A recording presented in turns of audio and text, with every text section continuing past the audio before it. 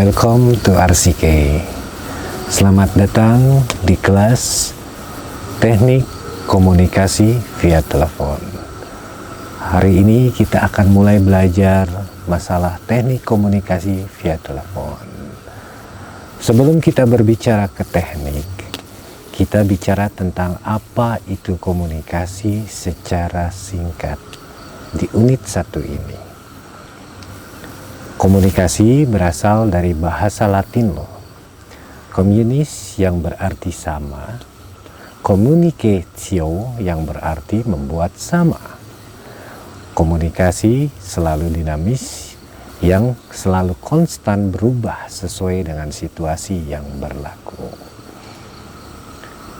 Komunikasi merupakan sebuah tindakan atau proses transmisi informasi, gagasan, emosi, keterampilan, dan semacamnya. Hal yang ditransmisikan ini dapat berupa simbol-simbol, kata-kata, gambar, figur, grafik, dan semacamnya. Komunikasi adalah pertukaran pikiran, pesan, atau informasi, seperti ucapan, isyarat, tulisan, atau perilaku. Suatu kegiatan disampaikannya suatu pesan oleh seseorang kepada orang lain melalui media tertentu. Contoh melalui telepon yang nanti akan kita bahas lebih lanjut. Setelah pesan tersebut diterima dan dipahami sejauh kemampuannya, penerima pesan kemudian menyampaikan tanggapan melalui media tertentu pula kepada penyampai pesan. Beberapa cara berkomunikasi yang umum digunakan. Kata yang diucapkan, seperti apa kabar, itu sebuah kata. Lalu kata yang tertulis. Kemudian ada lagi gambar visual, serta bahasa tubuh. Coba Anda tebak bahasa tubuh seperti apa yang sedang saya komunikasikan kepada Anda. Ya, betul. Ini adalah bahasa tubuh yang mengartikan bahwa saya sangat excited, senang untuk bertemu dengan rekan RCK sekalian. Saat berkomunikasi ada pengirim pesan, seperti saya tadi. Ada penerima, seperti Anda. Ketika saya mengirim pesan diterima oleh rekan-rekan, maka akan memberikan balasan atau feedback. Tapi ada saatnya ketika ingin mengirim pesan komunikasi kepada penerima, terjadi gangguan atau distorsi. Apa yang terjadi? Pesan akan menjadi tidak sempurna.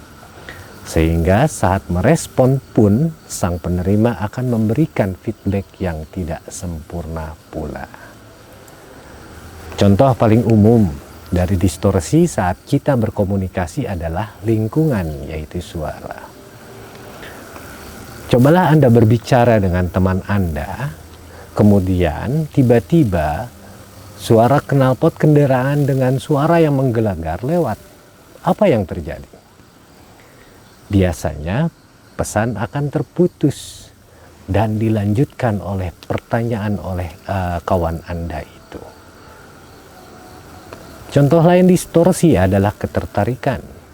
Ketika lawan bicara tidak tertarik, maka pesan komunikasi akan terganggu. Berbicara dengan kawan yang main gadget, itu merupakan distorsi. Beberapa hal lain penyebab distorsi yang diantaranya persepsi, bahasa, makna bahasa, intonasi, konsentrasi, hingga masalah pendengaran. Komunikasi terdiri dari 2 proses, mendengarkan, yaitu penerima pesan, dan berbicara, yaitu pengirim pesan. Mendengarkan memerlukan energi dan konsentrasi, rasa ingin tahu dan pikiran terbuka, lalu membutuhkan analisis dan pemahaman.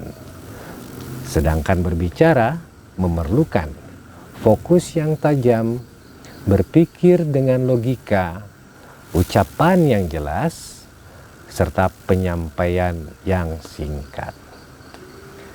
Ada beberapa sikap yang mendukung cara mendengarkan dengan efektif, yaitu mempertahankan postur badan yang santai.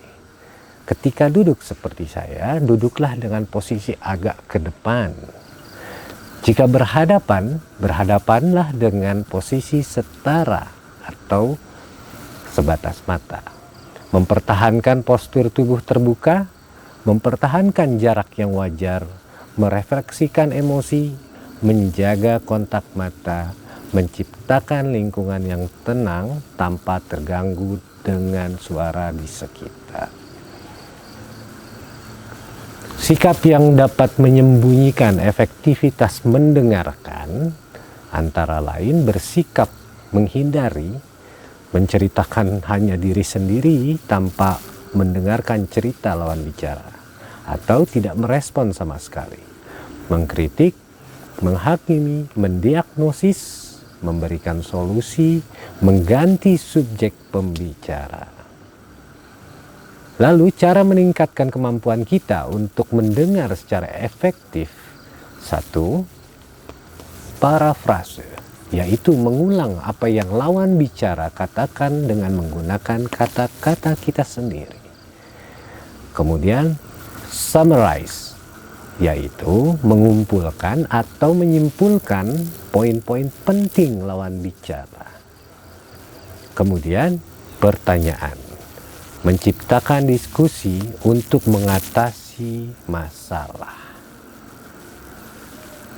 Komunikasi tidak hanya terjadi begitu saja. Gaya Anda didasarkan pada pengalaman Anda yang seiring waktu telah berkembang menjadi pola sikap dan tindakan. Ini adalah siklus terus-menerus. Pengalamanmu mempengaruhi pikiranmu. Seiring waktu, pengalaman Anda menjadi sikap Anda. Sikap ini menjadi cetak biru atau blueprint untuk pengalaman baru yang berkembang menjadi pola perilaku. Kesadaran akan gaya pribadi Anda sangat penting untuk mulai merubah sikap negatif dan perilaku menjadi sikap positif. Ingat, satu-satunya orang yang bisa benar-benar mengontrol atau mengubahnya adalah diri Anda sendiri. Rekan Nasike, demikian tentang komunikasi kita secara singkat. Sampai jumpa di unit selanjutnya. Salam progres.